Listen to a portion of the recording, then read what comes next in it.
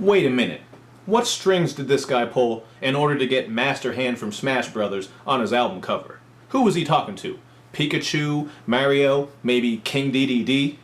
What's up, everybody? It's Luke James, not the singer. If you're an indie artist looking for an album review and some promo, you can hit up Luke at redmattersite.com. And what I have for you boys and girls today is an indie review for Reference's new EP, Beyond Words.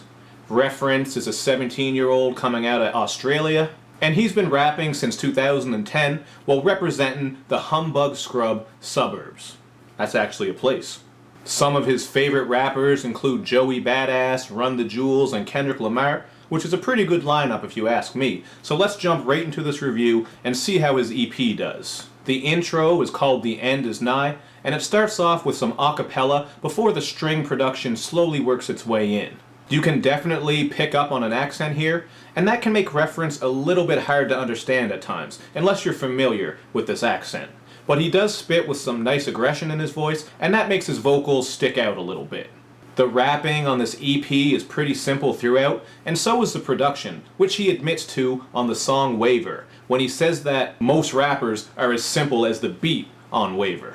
But let's get back to the rapping that I alluded to. Lyrically, there's not too much to dig into here as far as the content goes, and the flows and delivery are kept pretty simple as well. On the song Drawnest, Reference spits that he has a cold mind and spits fresh like he eats snow, and on Bracken he says that his bars are enough to put yours in penitentiary. So as you can see, the wordplay here doesn't get too tremendous or overly clever. Reference does step his lyrical game up on the last song though, and that song is called Everything Goes. The beat on this one has a bit of a somber feel to it, and that production really matches up with the content here, as Reference spits about some of his views on life, as well as how he feels about faith and religion. He also touches on the fact that a lot of people only talk about major issues and problems in the world because they're hot topics, and not because they actually care. And I thought that was interesting because in this day and age, especially because of social media, a lot of stories get blown out of proportion and people just jump on that bandwagon and carry on with it. Reference flips some of his best flows in the second verse, and to me this is the best song on the album, because it has some of the better production, and lyrically, he was saying some interesting things here and spitting better than he did on a lot of these tracks. Blank Stacks is another one of the standout tracks on this EP, because the simplistic piano beat has some really nice thumping bass underneath it, and on this one, Reference makes it clear that he doesn't give a fuck about the profit. And I thought that was pretty interesting because most rappers these days, especially in the mainstream, love to tell you about how much money they have and how much they love money, as well as their watches, cars, girls, chains, etc. So that was a cool sentiment to hear from him, especially from an indie artist just trying to make music because they enjoy doing so. So to wrap things up here, this EP isn't awful, but it's definitely not that great either.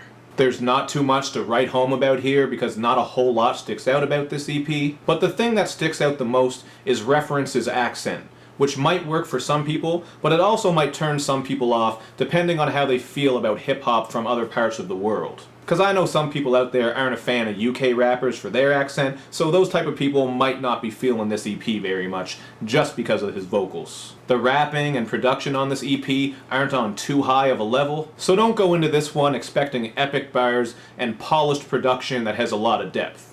But if you like checking out indie artists and you just like that simple, raw shit, you might get some enjoyment out of this EP, so I give it a 2.5 out of 5. But that's just what I thought about this EP. As usual, do all that good YouTube and social media stuff, where you like this video, you comment, you follow me on Twitter, you retweet the video, you subscribe to my channel, and especially make sure you check out the links underneath this video so that you can hear his music, contact him, and check out his sites. Thank you for watching, everybody. I'll see you next time.